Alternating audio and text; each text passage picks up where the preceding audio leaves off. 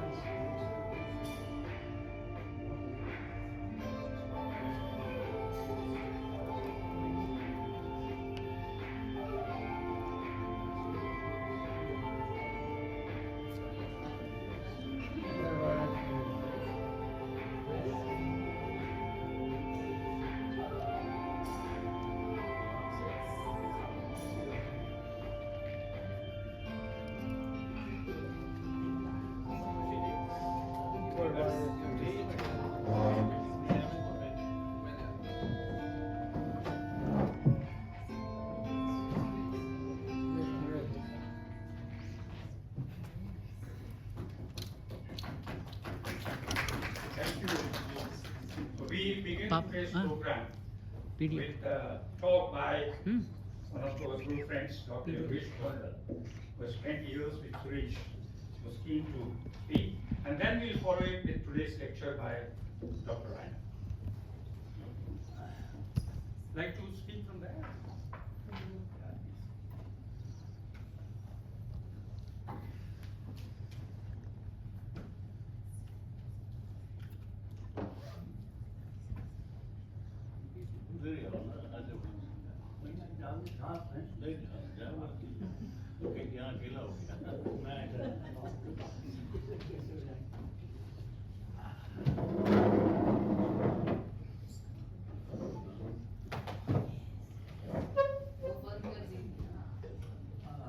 Good evening, friends.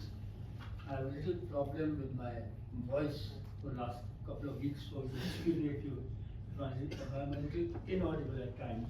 It's getting better. I'm sitting beside an old friend and intellectual giant. All of us who are continuing to gather here year after year to remember Suresh.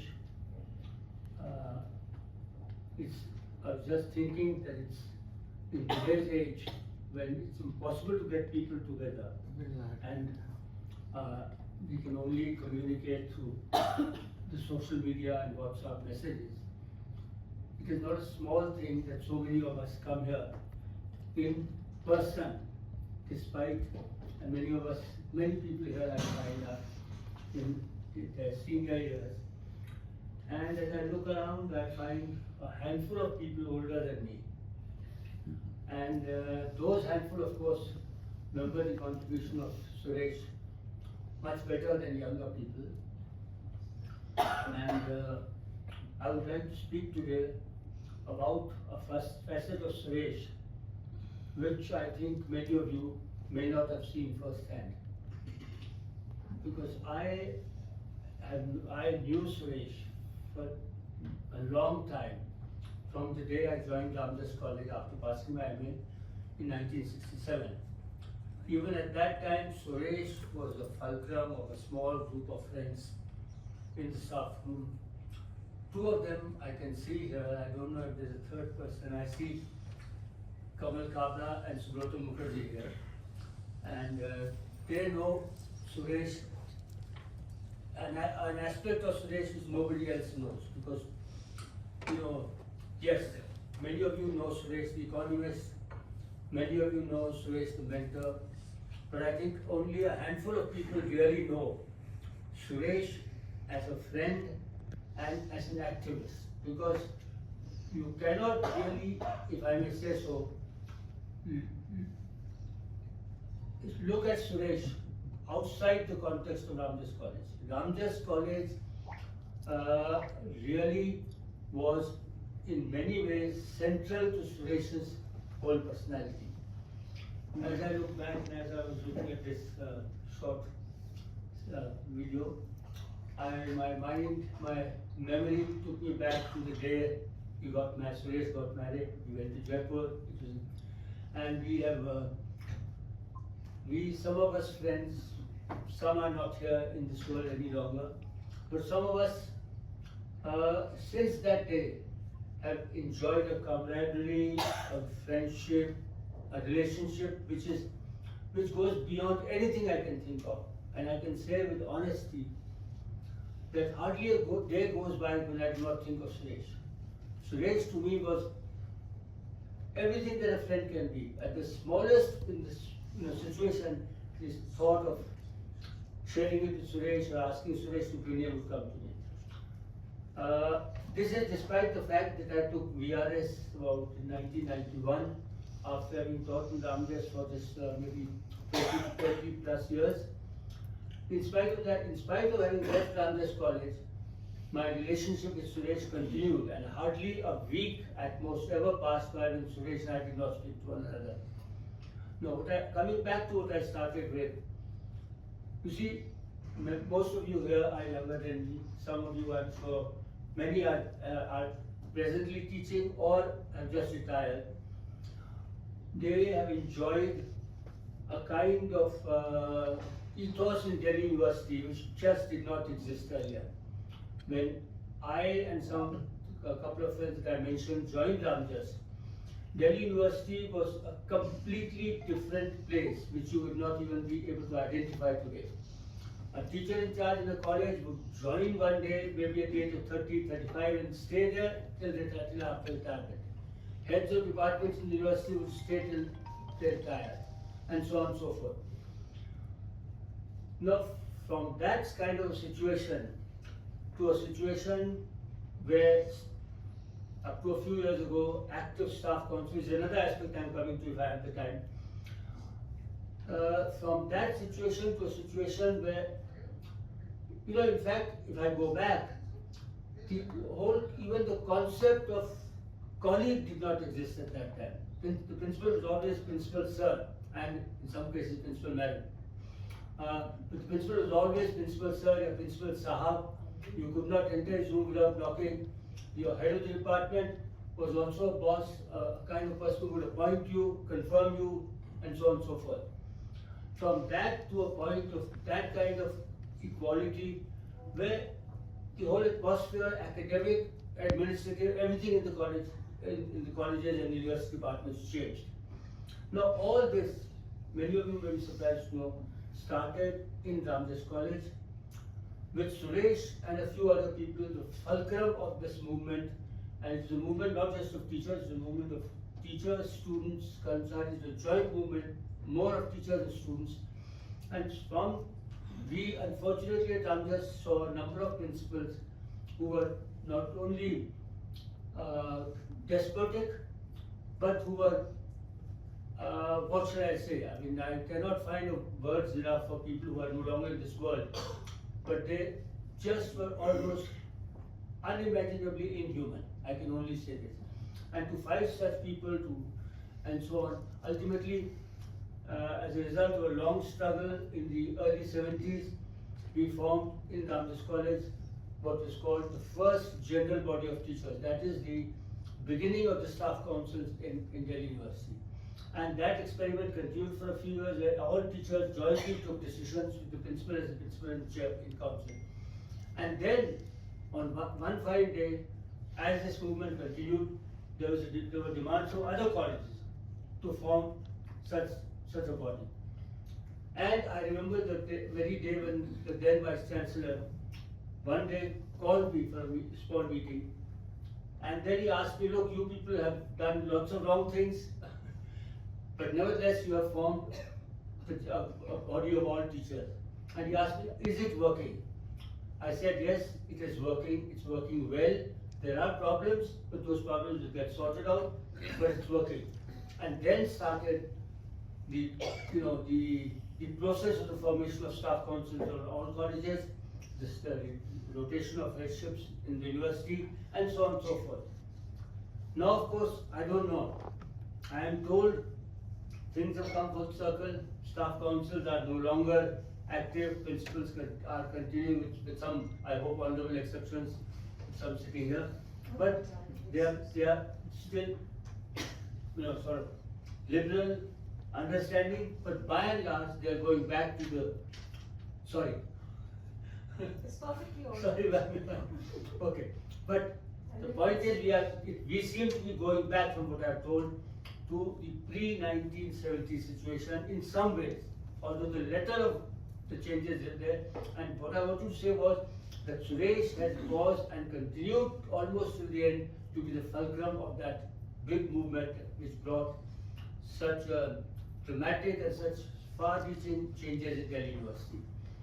That is one aspect of Suresh, because he was the president of the staff association for many years. He and I were very, very close friends. One day, as president of the staff association, he came to me in the staff room with a file.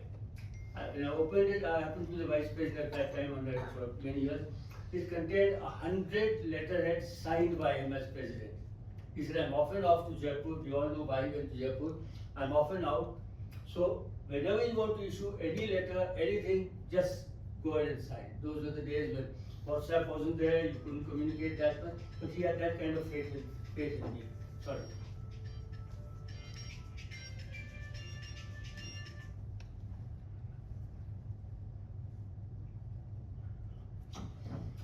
So, Suresh had the kind of commitment to a movement which was so consistent, so, he didn't say things, but his priorities were absolutely clear. Coming to another aspect of Suresh, which some people here might disagree with. We all know Suresh's politics, and Suresh and some of us, particularly I, had some ideological differences. Nevertheless, in spite of that, I did contest a number of elections in Delhi University. For those who do not know this, Suresh backed me in every one of those elections, even going against the DTF and CPM line. Because for him, the individual was also important when he knew the individual at first hand. So Suresh, what else can I say? Great friend, a wonderful person, absolutely committed to his view of society and life. And in the context of Ramjas, every new lecturer who ever joined, everybody, they gravitated to Suresh throughout all the time that he was there. All the time, they gravitated to Suresh. And Suresh was a shoulder which one could lean on, younger teachers would cry, would weep on, would find, he was that and many more. Lots of people here in this room, people who messaged me this morning, who messaged me last year this time, told me how he was perennially a pillar of support to them. People who were 25 years his younger maybe, could call him by his first name, not just could, but he insisted that they did, and he had that kind of relationship. So one can go on and on, I can go on and on speaking about Suresh. I don't want to stand between you and open us up. So I'll stop here. We have a very nice lecture waiting for us, and I'll hand over to Fairness up and continue. Thank you very much.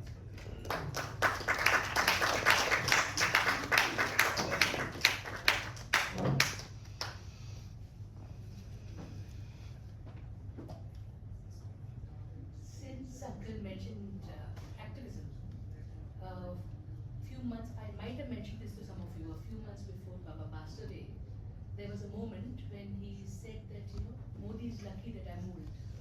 So, Modi is lucky that I'm old, मैं बुढ़ा हो गया हूँ. But I think our speaker is someone who sort of carried on the fight, writing for Wire one after another. So, Uncle, over to you. वो mic बंद करना पड़ेगा। वो mic बंद करो. ये वाला ये on करना है। रहना चाहता हूँ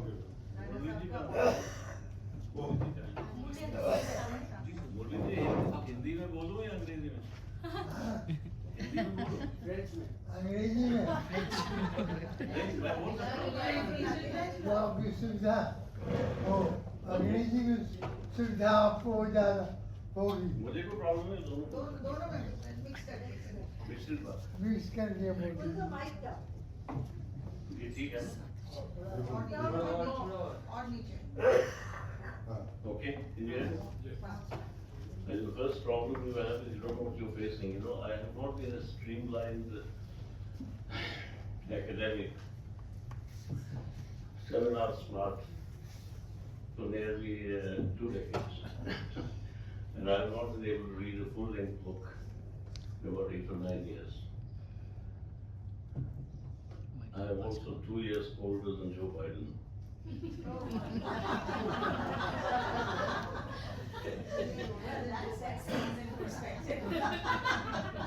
So therefore, I kindly do not hold me to your high refereed standards of acuity.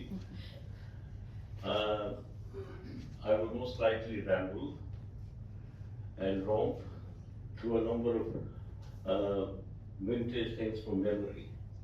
Do I say, yeah, education? I mean, the word bores me, this word education. It's become so routinized and so crass. It just simply calls up, when you say education, तो आपके दिमाग में आते हैं university college teachers union ये text book वगैरह बदल गया वो हो गया NCERT हो गया उन्होंने सिंधु सप्त कर दिया तो उसका हड़प्पा का मनुस्मृति पढ़ाने वाले these are current things that we talk about every day. We write in columns, we write in.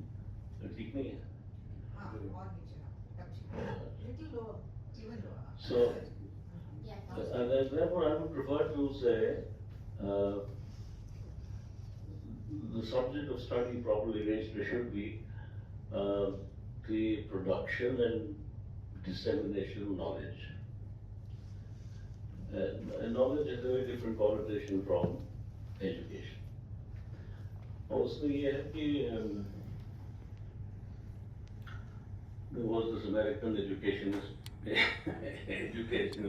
John Dewey, I think you would have heard of him.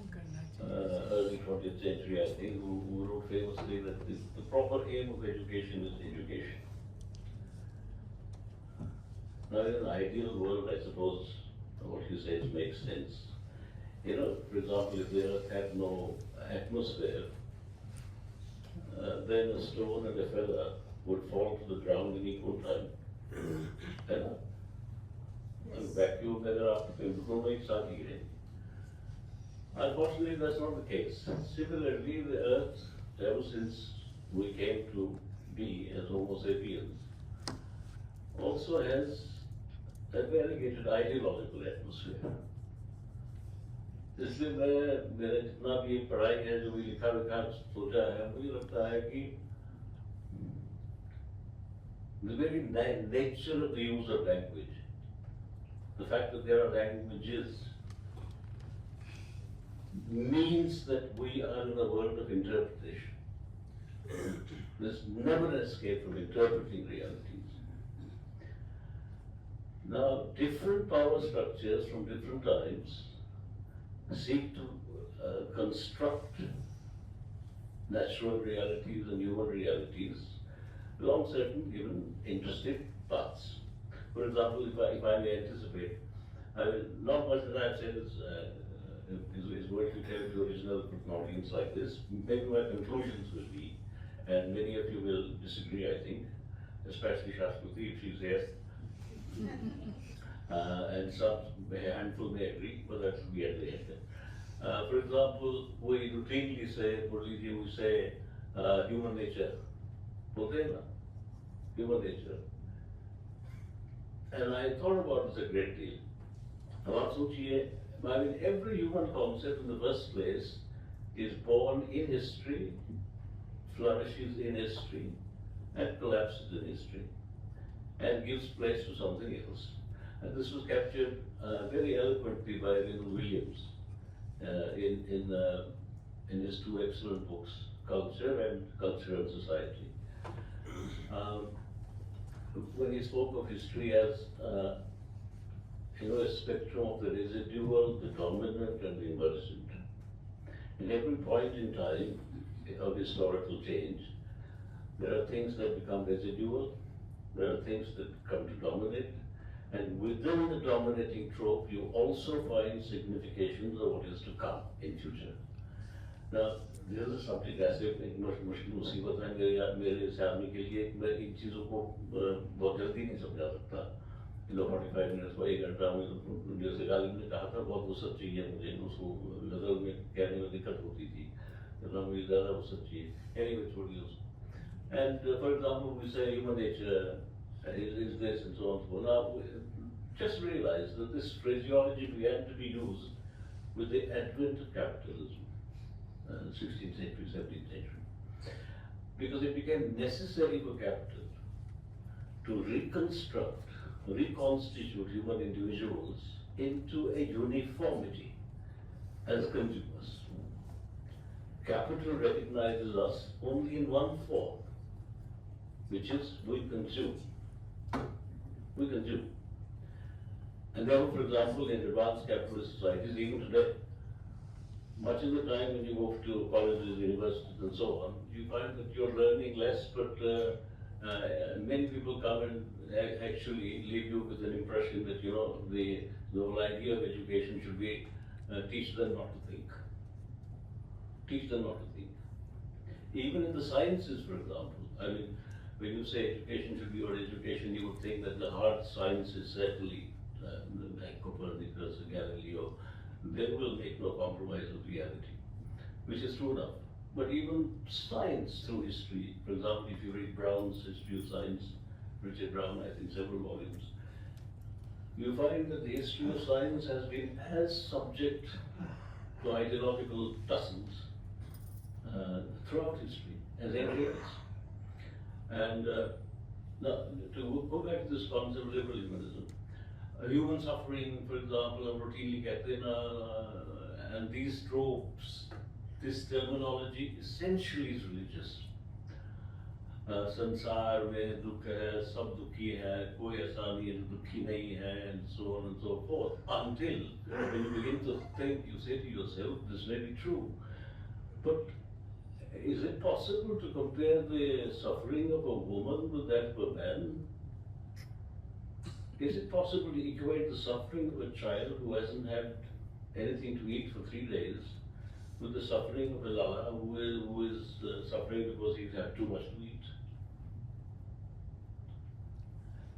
Capital seeks to destroy these differentiations and bring you into one human trope. And this is also, if there are any English teachers or other teachers sitting here, this was also the reason why towards the beginning of the 20th century we'll begin to get critical sociology, or what's called critical literary theory, especially when the feminist movement began to understand that, when you say human, what do you mean? Human is not human. Human is man, human is woman, and they're not the same. Their lives are not the same. History doesn't impact them the same way.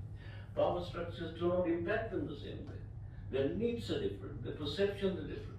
And then there are white women, there are black women, then there are English-speaking women, then there are Hindi-speaking women, then there are women who go to temple every day, and there are other women who think for themselves and they come with religion and bakwas. So I would say that, knowledge has been the product, as far as I have seen, of this endless differentiation of human interest. Endless differentiation. If that hadn't been there, there would be no production of knowledge, period. There would be no problem. And at every point, a certain dominant I hesitate to say class right now, but it has been my view, Murtija, that we need to reinterpret class also. Class need not necessarily simply mean the proletariat. At different points in history, I think you get class formations in very different ways, very different ways. We may not call them class, we may call them something, social groups or whatever and so on and so forth.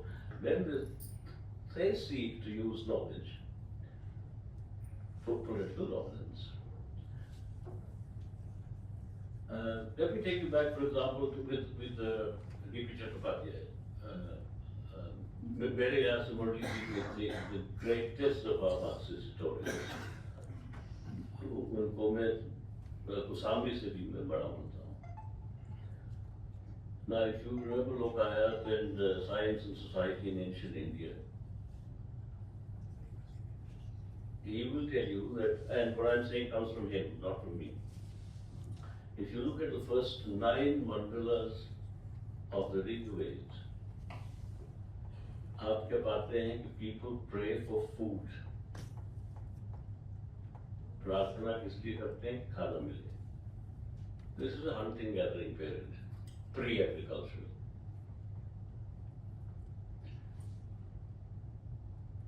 And suddenly when you come to the 10th mandala, which DP places around 1000 BC, 1500 to 1000 BC.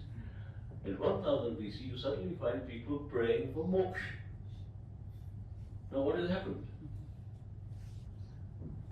And he'll tell you that this is the time when the Gangetic plain begins to become agricultural. When you get agriculture, you get settlements. People are not roaming for food anymore. Suddenly there are less people and there is more food. And there is for the first time surplus. And around the same time, he argues, in the 10th mandala, you get the Purusha Sukta, who gives us the Varna Ashram. The Brahmin came from here, Kshatriya from here, Vaishya from here, Shudra from here, और जो वहाँ से भी नहीं आए वो अति शूद्र हो गए. And interestingly, as you would know, of course, Varna in Sanskrit means color, hue, color. And some of our historians, I think, have quite rightly, Kusami especially, argued that the genesis of the caste system is a racial thing. Sorry? The genesis of the caste system was? Is a racial thing. The racial thing. Colored skin. And Harappans are dark skin.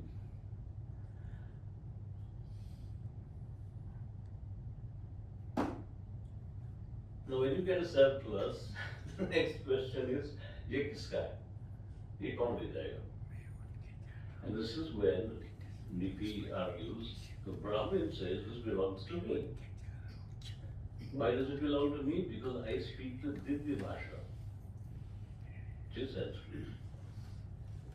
And this is the beginning of that debate, which we often talk about and hear about, India versus Bharat, India versus Bharat.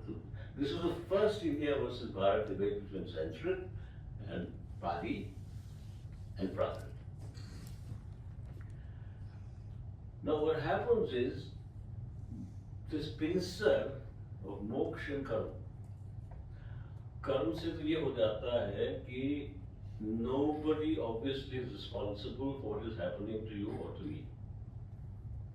So governance, community activity, the organizational reality is at once negated as being of very little interest, because जो भी हमारे साथ होता है वो कर्मों का फल है, जो आगे होगा वो भी कर्मों का फल है.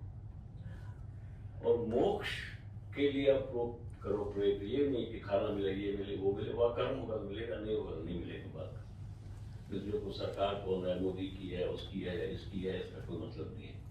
नसीब है, इसमें ज़्यादा बोलने की जरूरत नहीं है. फिल्में याद कीजिए कितनी यहाँ बनती हैं. तो when this happens, तो अब मोक्ष का मजेदार चीज है कि मोक्ष आपको बिना ब्राह्मण के नहीं मिलेगा. So DP argues that for 3000 years, what we call whatever society you choose to call it, Hindu society, Bharatiya society, whatever. So all those is a very interesting vignette I want to share with you. जो मैंने recently मेरे पास आया, कोशिश करता हूँ मैं पढ़ पाऊँ कर दिक्कत होती है. Savarkar wrote a 6-volume book called in English, was translated by English into English by Godbole, I think. His name was S.T. Godbole, 1971 में अंग्रेजी में आई. And the book was called The 6 Golden Epochs of Indian History. 6 Golden Epochs.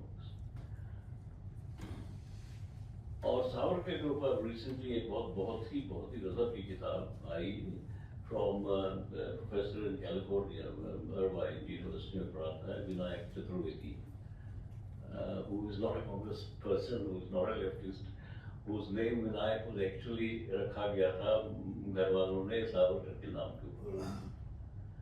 It's a marvelous book, and he tells you how in those 6 golden epochs the common theme is violence. Vinayak Chaturvedi's book is titled Hindutva and Violence. V.D. Savarkar and a political history of India or such. And Savarkar argues that Hindus have always been at war, must always remain at war, because it is only through acts of violence that we become Hindus.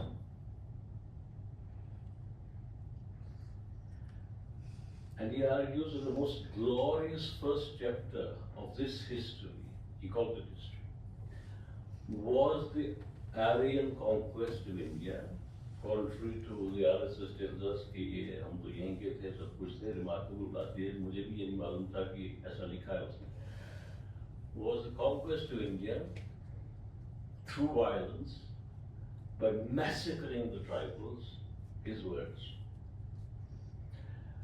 And it is through this process that India came to become Hindu. So you can imagine this whole tri-junction at that time, kaisa kya raha hoga. Now, when this happens with moksha and karma and Brahmanism and so on, you find, I'm talking about knowledge, not education, you find that Gai, go becomes Gai Mata. That Sanskrit word for Gai is go, as you know. And suddenly, when Vivekananda in his 1892 famous lecture to the Parliament of Religions in Chicago had said, and you can find this on internet, remarkably very easily available. He had told them that हमारे यहाँ जो भी ब्राह्मण अपने दामाद को या अतिथि को बीफ नहीं खिलाता है, उसको हम ब्राह्मण नहीं मानते हैं. वैदिक टाइम्स में के बारे में बात करता है. But towards this period that DP is talking about, you suddenly find the cow becomes holy. And no wonder that E.N. Jha's book is captioned titled The Holy Cow, आपने देखी होगी, which nobody would publish in India, and finally, and of course he had to suffer a lot because of this, and finally the book was published in London, I think. You should read it, The Holy Cow. The Holy Cow. The cow becomes holy because of economic reasons. Because when you have agriculture, you need cattle, you need fodder at that time. And not only this, from the word go, V.P. Chaturvedi argues, from the word go, you get gotra. Now, इस वक्त मुझे ठीक से याद नहीं आ रहा कि whether gotra came from the number of cows you possessed, or like the Ashwamedh yag ghoda, the distance that your cow traveled and so on. ये मुझे ठीक से याद नहीं आ रहा है. This is the earliest. Now, I have said in this title, whatever, I mean, titles don't interest me, जो भी रखा है जगन्नाथ ने इसका नाम title दिया, मैंने रखा है नहीं मालूम. मैंने कहा कि इसी knowledge में से resistance भी आती है. When I look at all the way back from there, I'll bring you up if you can retain your interest and patience. I'll do that. उसमें suddenly you have the Charwak school, the atheist school. And what do the Charwak say? That there are 5 causes: earth, air, water, fire, flame, जिसका शरीर बना हुआ है, पंच तत्व, और कहीं ज्यादा है तो ये बीमारी होगी, कहीं कम है तो ये. In other words, this is the first material science that India produces as far back as that time. That the causation for phenomenon, for disease especially, is material. It is not karma. It is not karma. It is not karma. And that became the reason why the Charwaks were not just ostracized. अगर आप details पढ़ेंगे DP में, they were more massacred. इनके साथ उठना नहीं है, खाना नहीं है, बैठना नहीं है, कुछ नहीं करना है. For centuries. And this first opportunity of producing a material science was lost to us. And remarkably, the irony is that now they are selling Ayurveda every day via Amitabh Bachchan on television for very devious political reasons. After 3,000 years. Now, similarly, when you go a little further forward, as Amrita said, I think in argumentative Indian, although I contest the whole notion of argumentative Indian and at time in fact कहीं बात भी आई थी, मैंने कहा कि कितने लोग argumentative थे उस वक्त, ये जरा बताइए, 10 थे, 5 थे, 6 थे, 8 थे, 10 थे. How many people were allowed to be argumentative? And if they included any women? Anyway, छोड़िए उसको. And 5th century AD, I'll just go through all these nodal points and then we can, you get Aryabhat. And Aryabhat is on the verge of finding the phenomenon of gravity and of eclipses.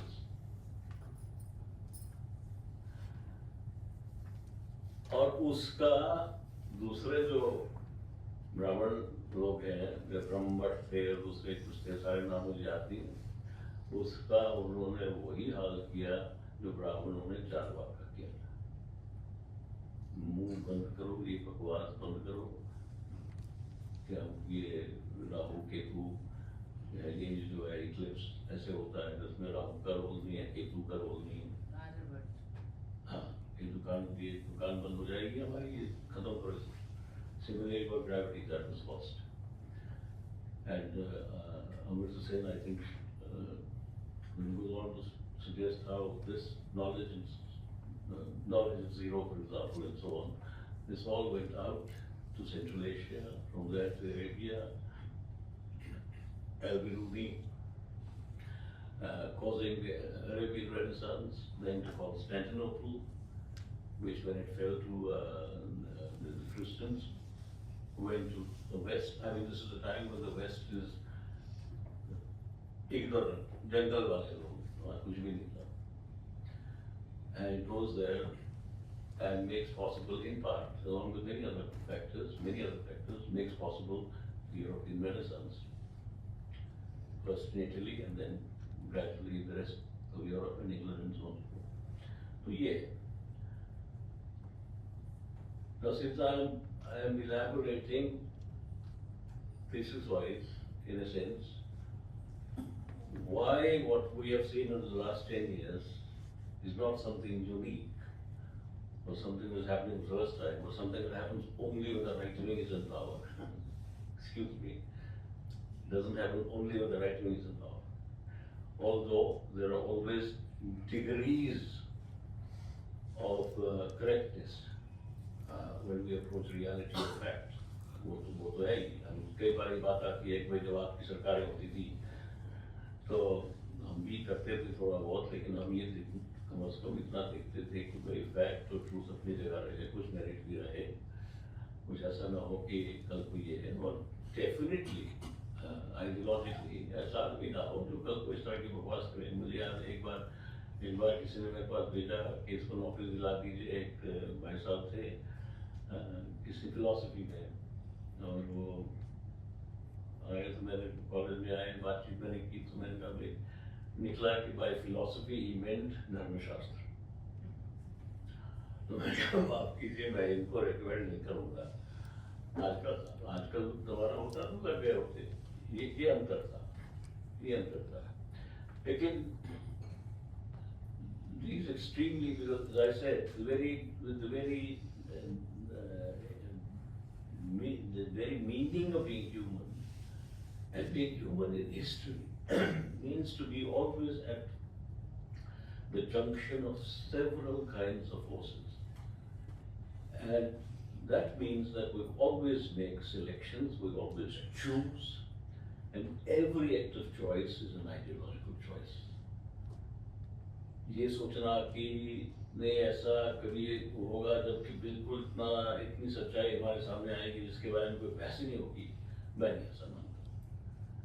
वो बहस तो जाएगी नहीं। In fact मैं आगे चल के अपने कंक्लूजन में जरूर कहूँगा कि मुझे वो लगता नहीं कि जो वो हम कई बार गाते हैं ना, वो सुबह कभी तो आएगी, वो आने वाली नहीं है।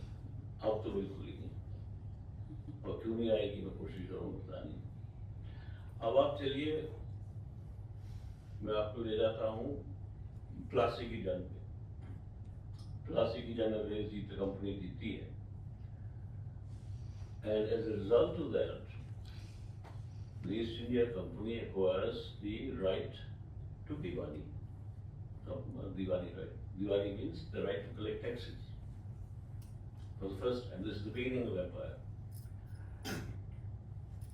जब ये होता है तो आप देखिए वो जो हम बात कर रहे हैं university college education syllabus tax दिए वगैरह सब कुछ एक नया सिलेबस बनता है। सडनली अंग्रेज को ओरिएंटल एजुकेशन में उसकी रुचि बढ़ती बहुत है, उसको पर्शियन पढ़नी पड़ती है क्योंकि जितने सारे रेवेन्यू रिकॉर्ड्स हैं वो इन्हीं भाषाओं में लिखे थे उस वक्त मुगलों। एंड सडनली यू फाइंड कि हमें बोला जा रहा है कि साहब ओरिएंटल एजुकेशन को इतना बढ़ावा दिया जा रहा है, wonderful great Hastings you remember it, and so oriental school बन जाता है। Within what 80 years, 70 years, you find 1832. I think Rammohn Roy went to England. If I'm not wrong, 1832, and he died there also. वो Macaulay ने तो 1835 में अंग्रेजी लाई। राममोहन रॉय 32 में गए थे अंग्रेजी मांगने के लिए, हमें दे दीजिए अंग्रेजी। जैसे दादाभाई नारों ने जो किताब लिखी थी ना, एक बाद में आगे जाके poverty and British rule in India, उस वक्त तो कोई ख्याल नहीं था किसी दिमाग में कि हमें डोमिनेंस स्टेटस चाहिए, आज़ादी चाहिए, तो सोचा भी नहीं जो चलती है इतिहास चलता है। Within 80 years, the Industrial Revolution in Manchester, Liverpool, and Sheffield, and so on, वो इस काबिल हो जाता है कि वो फिनिश्ड गुड्स बेचने की चेष्टा करता है कि मुझे finished goods, gabardines, flannels, other kinds of things, chuli, kante, ye wo sab, and therefore, as you know very well, he now needs a very different type of Indian class. जिसका ये कई बार जिक्र करते हैं और ठीक करते हैं, गलत नहीं करते हैं। Macaulay's words were, Indian in looks but British by temperament, ऐसी क्लास चाहिए। तो अंग्रेजी आती है 1835 में। एक दूसरा एक क्लास बनना शुरू हो जाता है, वो क्लास जो आगे चल के हमको आज़ादी भी दिलाएगा, वो क्लास। तो this goes on till 1857. Revolt कही है उसको, mutiny कही है, first war of independence कही है, so on. By the way, Savarkar's book, First War of Independence, is really worth reading. That is a different Savarkar, totally. That is a really great book. आपने अगर पढ़ी हो, तो revolt हो जाता है। Now the unique feature of that revolt is that it brings together Hindu and Muslim leaderships, feudal leaderships obviously, but it brings them together. And it does not bring them together because वो चाबी लगा दी है bullet पे ऐसा जैसे पढ़ाते थे ना स्कूल में टेक्स्ट बुक्स में. It brings them together because there were two major causes for that revolt to happen. One was conversions. And then when the charter was renewed for the East India Company in 1833, they were allowed to peddle the Bible. अब आप conversions करो, ये तो हम Northeast आज का देखते हैं सब. Between that time and the mutiny, जबरदस्त conversions शुरू हो जाते हैं in both communities. And that becomes the reason that brings Muslims and Hindus together. And the second reason, as you probably know, was the old annexation policy, land annexations. Awadh के जो थे वो सारे इन दो कारणों की वजह से होता है. In 1858, when Victoria takes over India directly, पहला फरमान वो निकालती हैं कि stop this Bible peddling, इसको बंद करो, बंद हो जाता है, ये नहीं चलेगा.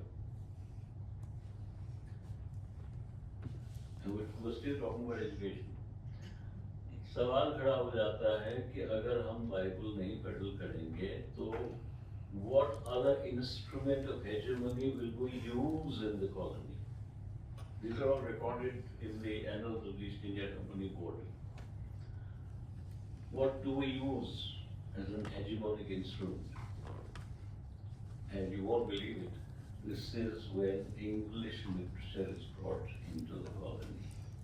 To Madras, Bombay and Calcutta presidencies, अंग्रेजी literature साहित्य पढ़ाएंगे. और साहित्य में बहस ये होती है कि उसमें हम मिल्टन को आगे रखेंगे या शेक्सपियर को. तो बात आती है कि मिल्टन को रखना तो वही बात हुई जैसे बाइबल को रखा. उसमें क्या अंतर है? The man who set out to justify the ways of God to man in Paradise Lost is not very different from learning the Bible. Shakespeare की खूबसूरती क्या है? He has the same quality of truth as the Bible, but he's secular. So English literature becomes a curricular subject in the three presidency universities before it is a curricular subject in British universities. Only in Oxford did they have a chair for poetry of a very different kinds, not all kinds of poetry. इसके बाद फिर अंग्रेजी वहाँ पढ़ानी शुरू हो गई universities वगैरह में बहुत लेट. नॉलेज का यहाँ ये यूज हो गया और रेजिस्टेंस उसी में से निकली. जिन लोगों ने अंग्रेजी साहित्य पढ़ना शुरू किया कि लंदन में बैरेट लॉ करने लग गए या जॉन स्टुअर्ट मिल को पढ़ के आए, उन्होंने कहा कि भाई ये तो बड़ी खूबसूरत चीज है, तो wonderful, great world of ideas, but why should they are the only ones who have it? Why not us? From this you get the first Indian liberal elite, the Nehruvian class. They're the Nehruvian class.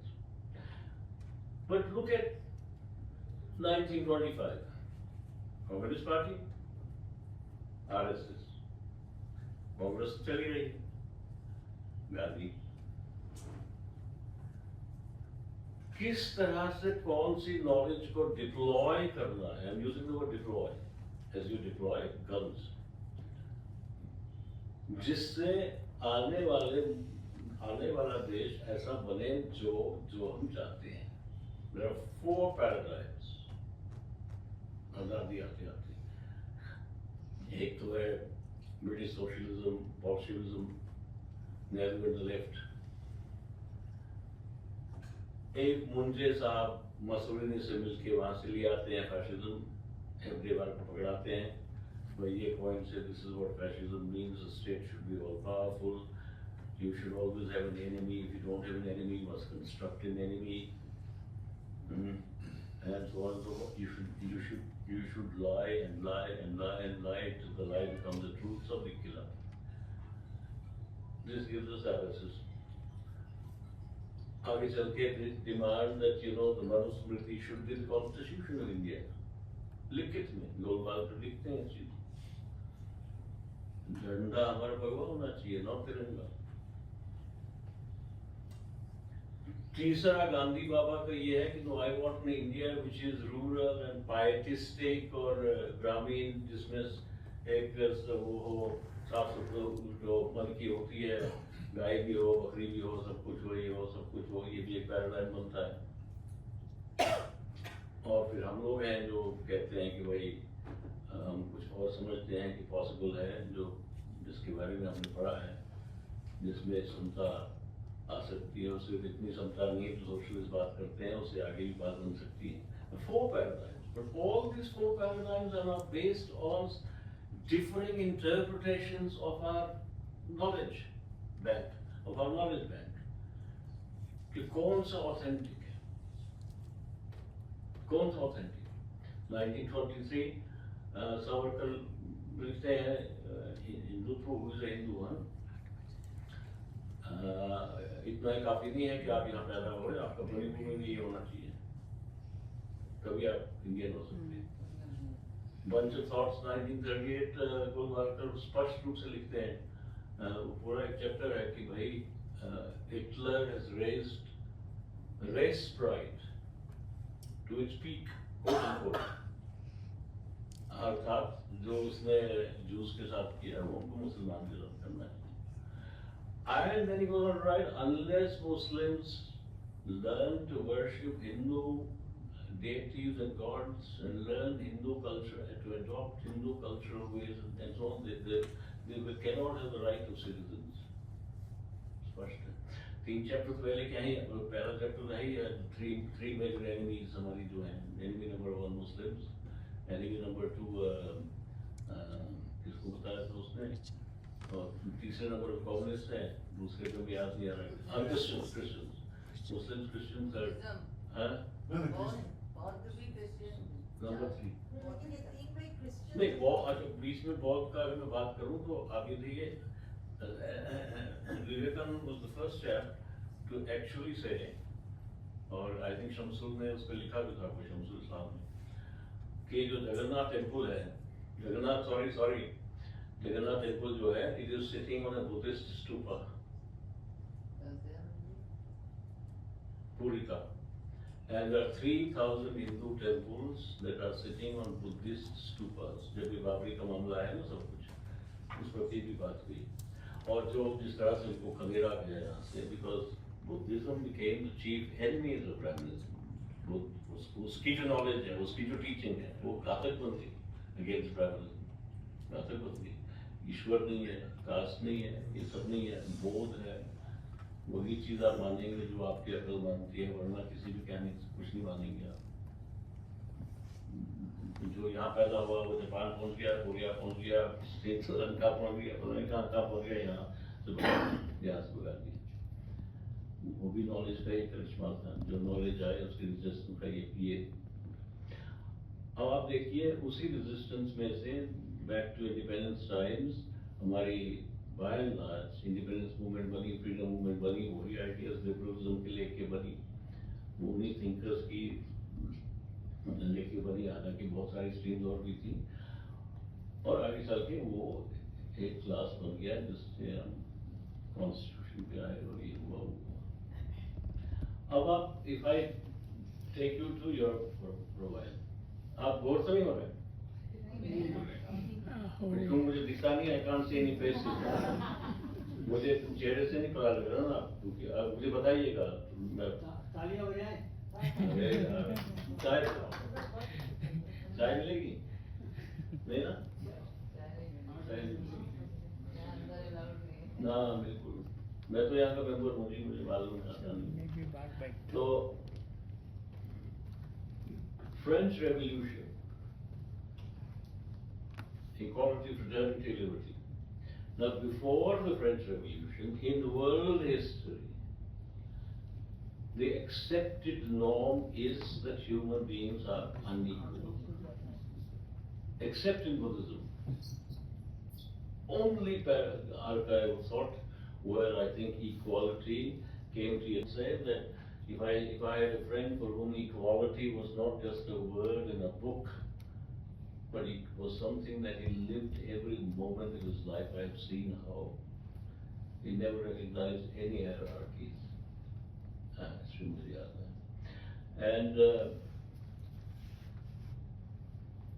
And if with your permission, I may now come to Laura Marx, who regarded the encyclopedists, Diderot, especially Condorcet, Voltaire, Montesquieu, as his mentors, but disagreed on a very important principle. कि आपने equality का नारा आपने of कर दिया तो क्या किया? माइक ऑफ दबा दिया अब ठीक है आपने इक्वालिटी का नारा तो दिया, but you have an economic system which will never produce equality. So long as you have private ownership and wage labor, there will never be equality. I want the same thing as you want, but I want it for everybody. Your system produces economic determinism. ये बहुत कम लोग इस चीज को recognize करते हैं. कैसे? Normally we are accused of being economic determinists, ना? It's exactly the reverse. कि भाई आपके system में you have freedoms in the Constitution, Article 14, 15, 16, 17, 19, 21, 22, and so on. But on the ground, in what Marx called the concrete, वो केले वाला है, रेड़ी वाला है, वेंडर है, वो तो आज सोचे कि आज मैं काम बंद करके जाके वो अमिताभ बच्चन की फिल्म देख के आऊँगा या थिएटर जाऊँगा या कुछ और काम या पेंटिंग बनाऊँगा, कर नहीं सकता, भूखा मरेगा, कर नहीं सकता. That is economic determinism. In theory you have freedoms, in practice you have a system which will never permit this. I want a social order in which every human individual is able to express his or her individuality, his uniqueness is his word. और हम full answer लगाते हैं कि उस तरह से. Now, Working Men's Association, industrial capitalism, science begins to become, this is something I want you really to understand what I'm saying. Until the 17th century, Western science is science, by which I mean it is activity which leads wherever it may lead without regard to any power structure. If the earth is moving around the sun, then that is the truth, regardless of what the Pope is saying. And they will hang me, they will burn me, doesn't matter. This openness, without which you can't think of science, to wherever your investigation leads, in any sphere of human life, as capitalism begins to develop into a regular class order, science increasingly becomes technology. And technology is not science. Technology becomes the enemy of science. Today, if you go to Harvard, to this department or that department, nuclear physics and this, you will get grants for your research only if you do research which Rockefeller desires, which Elon Musk needs. If you say, I want to be Galileo and Copernicus and I want to do, you won't get grants. Similarly in the humanities, मैं Wisconsin गया था पढ़ने, मैं सोचा कई सारे वो लिखे हुए थे करने के लिए, वहाँ जाके मैंने देखा कि वो यहाँ तो आपको you either have to be a biblical scholar, you have to be an Aristotelian, जैसे हम अपने appointments या colleges में universities में देखते हैं, अक्सर देखते हैं, वहाँ आप समझ रहे हैं कि वहाँ ये है, वहाँ भी ये क्या है कि अगर आपको ये interest है तो आप उस university में जाइए, यहाँ नहीं मिलेगा आपको उस तरह की कोई चीज. They're enclaves, complete enclaves. Similarly, जब ये होने लगा तो बात खड़ी हो गई कि भाई this can be stopped only if we study the humanities. ये एक और myth है. अगर हम साहित्य पढ़ेंगे तो उससे फिर ये होगा. हम उसके साहित्य की रियलिटी देखिए. When Charles Dickens, on whom I wrote a book, was told about the Indian mutiny, आपको मालूम उसके मुंह से क्या शब्द निकले? Extirpate the Indians. Extirpate means खत्म करो. ये कौन बोल रहा है? जो अपनी जगह बैठ के जिसने अद्भुत काम किया गरीब लोगों के लिए और लोगों के लिए, उनकी बात रखी, उनका ये किया वो छोड़ी. इसी तरह से in 1865 I think there was a governor in Jamaica, an English governor, Governor Eyre, I think his name was, E-Y-R-E. He had 600 black people massacred. England में एक कमेटी बनी to demand the prosecution of this governor. उस committee में कौन थे? Scientist लोग.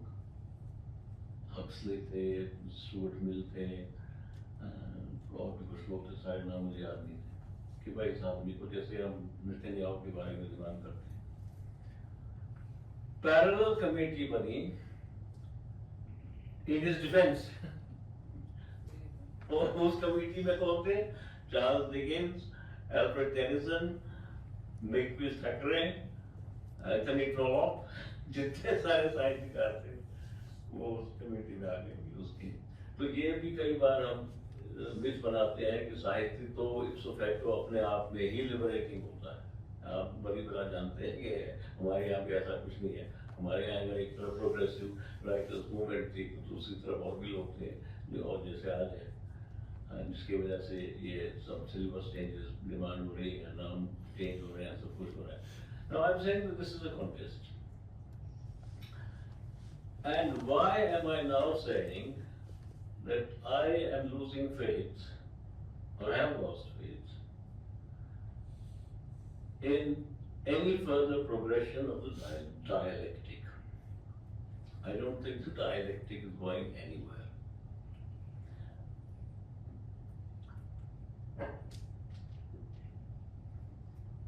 I have been coming around to a Manichaean view of history. The Manichaean was a heresy within the Christian church. Heresy कहते हैं ना, जो मतलब वो क्या अपवाद बोलते हैं. उनका ये मानना था कि God and Satan, the normal Christian narrative, और यही इस्लाम में भी है, बल्कि वो जो जफर साहब है ना, मेरे से नाराज हो गए मिली गजट वाले, जब मैंने कहा कि हाँ ये सब मुझे मालूम है, तो उसके बाद वो नैरेटिव ये है कि क़यामत के रोज आप सबको खड़ा किया जाएगा, आपकी जजमेंट होगी, और जो है अच्छे लोग हैं ऊपर जाएंगे और दूसरे जहन्नुम में जाएंगे वगैरह. Same in Christianity, the second coming of Christ will the judgment will take place, and so on and so forth, and the final victory will belong to God. The Manichaean heresy is that there will be no victory to God and no victory to Satan. These are permanently opposed, whatever you choose to call them, and they will remain permanently opposed. I have been beginning to feel that whatever oppositions we see now, even when they are united, I don't see them climbing to a higher Hegelian synthesis, yielding more improved forms of rationality, leading us up to a path where finally we'll get a resolution of the kind Hegel had in mind, lead us to the absolute, and produce communism, the beautiful word which comes from the Latin communis, communist simply means to hold in common, nothing more beautiful than that. But I don't think this is happening.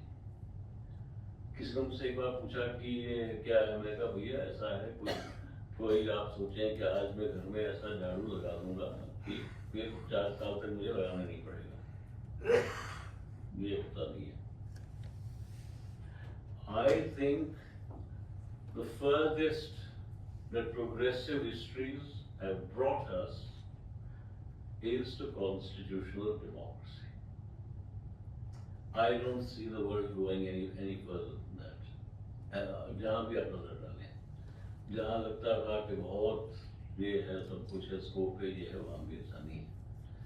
And that may be probably one reason why I have been writing about constitutional democracy demonically day in, day out, day in, day. In fact, मैंने याद है वो IT of India वाली एक मेरी collection है, उसमें वो ऐसे कहीं तो मैंने लिखा, कई साल हो गए, कि भाई we were brought up, we were taught to think that there is an inevitability that capital will produce its own slayer from its own womb. अपने ही गर्भ से उसका घातक निकलेगा, proletariat. And I want to say that I am sorry to say, but I am losing that faith. And actually why that's happening. The one faith I still retain, उसको पढ़िएगा, it now seems prophetic. For the last 10 years I thought कि बिल्कुल ऐसी बकवास की है कि I was ashamed of it.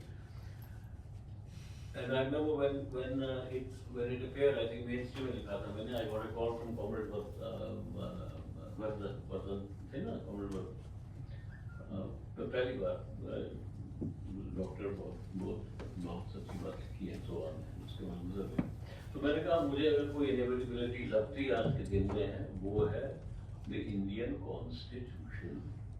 I don't think that any power structure, be it from the left or the right, will anymore be able to dislodge the Indian Constitution. And thank God, I think आज के दिन में वो सच्चाई मेरे ख्याल में सामने आ रही है. अब ये बात दूसरी है कि democracy like ours, produced with the same tropes of knowledge that I have been talking about in other democracies, are not democracies anymore. They are autocracies. और इसका कारण एक बहुत ही खूबसूरत किताब लिखी थी हॉकहाइमर और एडोर्नो ने 1947 में. Why has this happened? And they argue that Marx was of course quite right in arguing that technology would be the most profound force of production. It would multiply the productive capacity of the human race endlessly. But what he did not foresee was that technology would also produce a new managerial class which would become so autonomous as to produce dictatorship from within democracy. अरे आज आप देखिए, एक तरफ religion है, एक तरफ digital है, टेक्नोलॉजी है. अब AI पे जाएगा. When you go to AI, you will have even fewer jobs. Because AI will do jobs that we don't need human beings anymore. So what has happened? I mean, if you look at some of the indices, they are horrific. वो खत्म हो गया. And there is no question of saying कि भाई नहीं वो जो I mean the welfare capitalism we attempted for many years and so on.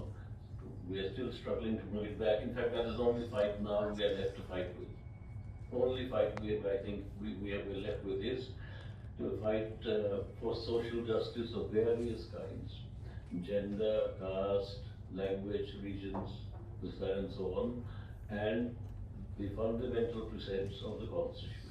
I don't see any other fight that is now inviting us to a finish. ये एक सामने हमारे रखा हुआ है. So, Horkheimer and Adorno, अगर आप इसको पढ़ें, it's called a dialectic enlightenment. Dialectic enlightenment. In fact, what they are arguing is that from within the Enlightenment, right, the encyclopedias, from their writings, later of Condorcet, Montesquieu, Voltaire, and so on and so forth, उसी के अंदर निहित है कि वो आएगा, if technology carries on as it is carrying on to this point, and day will come when human beings will become subservient. Gandhi, of course, if you remember his debate with Nehru on this, had foreseen this. कहा कि बाबा sewing machine तो मुझे समझ में आती है, sewing machine is very liberating, वो गृहिणी का वक्त बचाती है, but I don't want technology that enslaves me. आप ये देखिए आज पार्क में 4 लोग जा रहे हैं, घूमने जा रहे हैं, सेहत बना रहे हैं, चारों के हाथ में मोबाइल फोन है, चारों फोन में बात कर रहे हैं, एक दूसरे से कोई बात नहीं कर रहा। बस घरों में बच्चे हैं, मोबाइल फोन है और कुछ नहीं है। And this is, nothing suits the corporate sector better than this. You think that your time about what they will do is, what capitalism does is, that if you have a problem, this has caused a problem, we'll solve it. They'll give you a new machine, a new gadget. And when that gadget causes more problems, they'll give you a new gadget, which will solve this problem. And then you will have 182 more billionaires, and you will have the Ambani ki shadi, where even Lalu Prasad went, shamefully. You see? And the only people I think who didn't go were Rahul, Sonia, and Priyanka. Everybody was went there. Only. So we are now within a space where all those claims we made for philosophical ideas, for literary ideas, for critical ideas. You remember what was done to Socrates? अपनी जगह कर लीजिए आप, शौक पूरा कर लीजिए, but in the communal world, by which I mean in the world of human beings together, all this is okay, it's not going to come to very much. And so I think the Horkheimer-Adorno analysis suggests to us why the very character of the working class has changed. Digitalization has completely eviscerated the working class. We don't have a conveyor belt anymore. वह एक नारा दिया तो हजारों निकल के आए. People are working in their cubby holes with machines in front. The very notion of the right to associate is now being thought to be criminal. So which is the force? Which is the force that is going to carry the Hegelian dialectic to where we thought it would go? I don't see it. And I hope I'm wrong. I hope I'm wrong, but I don't see it. So I think with that I'll stop.